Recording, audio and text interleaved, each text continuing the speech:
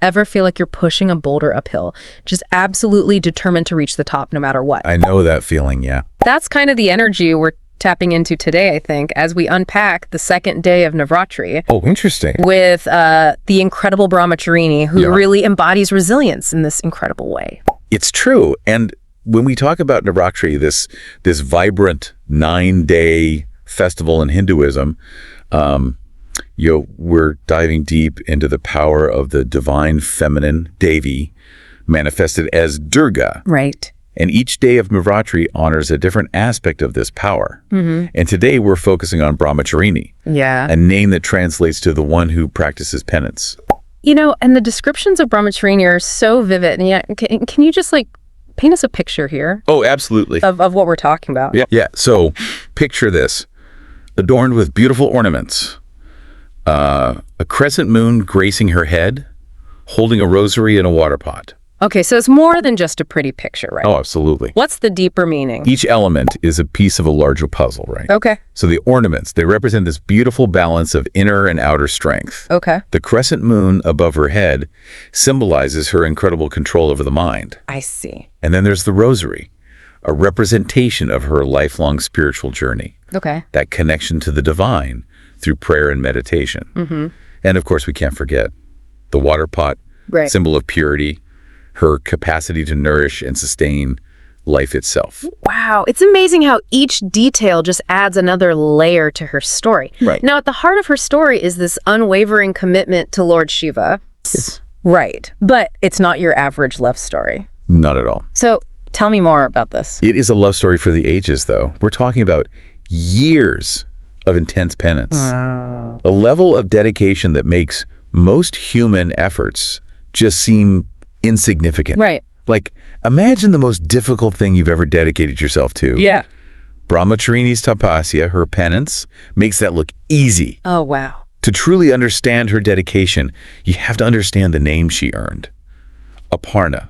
She who renounces even leaves. Wow. Because she went without food, without even water, for an unimaginable length of time. Wow. That's hardcore dedication. I mean, It really is. that kind of commit. It's not even just inspiring. It's practically superhuman. It makes you think about all the challenges we face. Right. Like our own mountains we're determined to climb in our own lives, you know? Absolutely. Whether it's chasing a dream, mastering a skill, or just staying true to ourselves. It's that perseverance, yeah. Brahmacharini's story is like a masterclass in resilience. It really is. But her story goes beyond just her own personal goals, right? Absolutely. I mean, we're talking about penance so powerful that it literally shook the three realms and even got Brahma's attention. Right. What's going on there?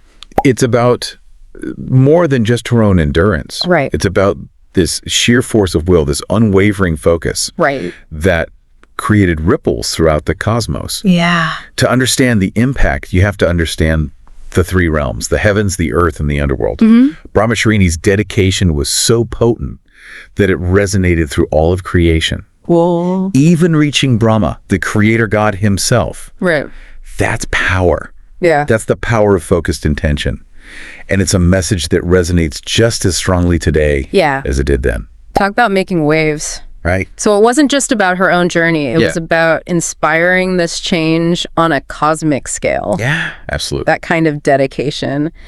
I have to ask, how do people connect with her today? Yeah. How is she worshipped, especially on the second day of Navratri? Well, on the second day of Navratri, devotees, they dedicate their prayers and offerings specifically to Brahmacharini. Okay. And so picture this.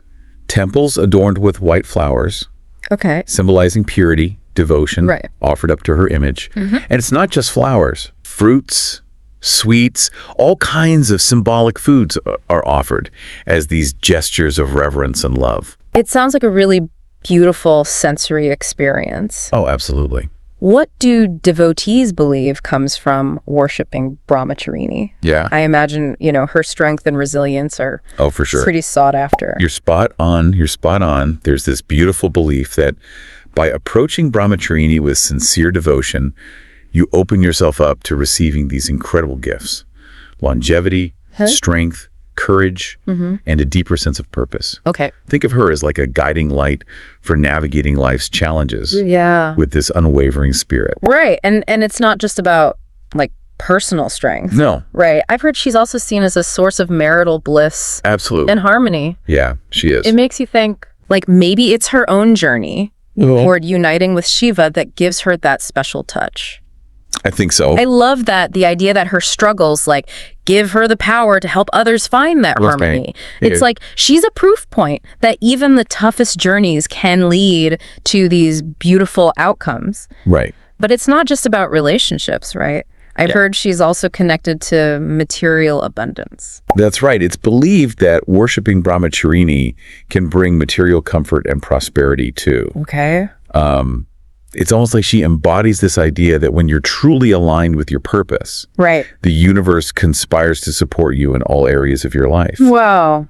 And if we dive even deeper, there's this fascinating link to the concept of attraction. Okay. Both literally and metaphorically. Some interpretations even tie Brahmacharini to the forces of magnetism and gravity. Wow. Those invisible forces that hold the universe together. Whoa. That's next level. So it's not just about personal willpower. Right. It's about like tapping into something much bigger. Yes. This universal force of attraction. Absolutely. That can help us manifest our desires and our goals. Exactly. Think back to Brahmacharini's own journey. Okay.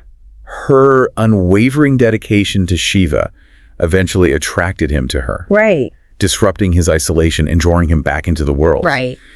It speaks to this incredible idea that when we align ourselves with our deepest desires, with that same unwavering focus, we can attract the opportunities and resources needed to manifest them in our own lives. Okay, mind blown. This is making me rethink like the whole idea of luck.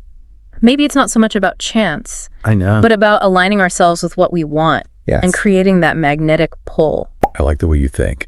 And you know, this concept of attraction isn't limited to like the spiritual realm. Right. It plays out in our everyday lives too. How so? You've got me hooked on this whole attraction angle. Tell me more. Well, consider this.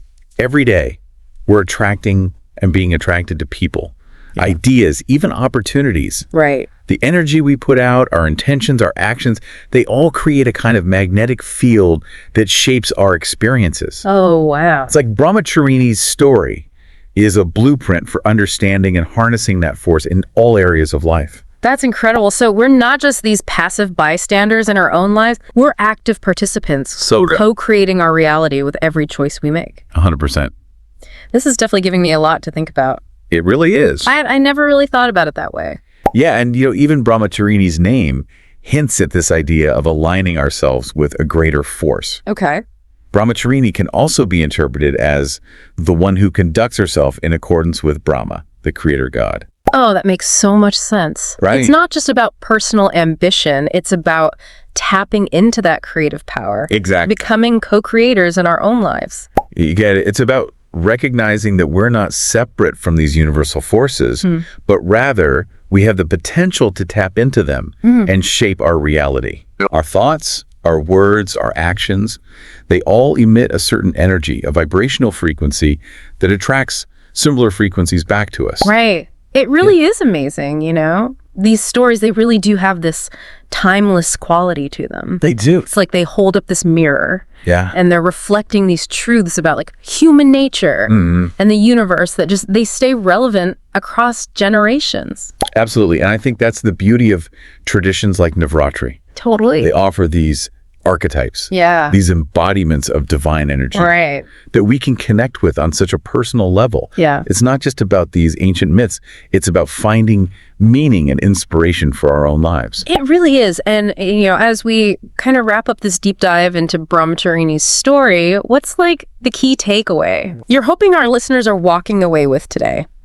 What's that nugget of wisdom they can like carry with them? Well, you know, as we've been unpacking Brahmacharini's journey, this unwavering dedication, the profound resilience, the sheer power of focused intention. Yeah. It really begs the question. Yeah.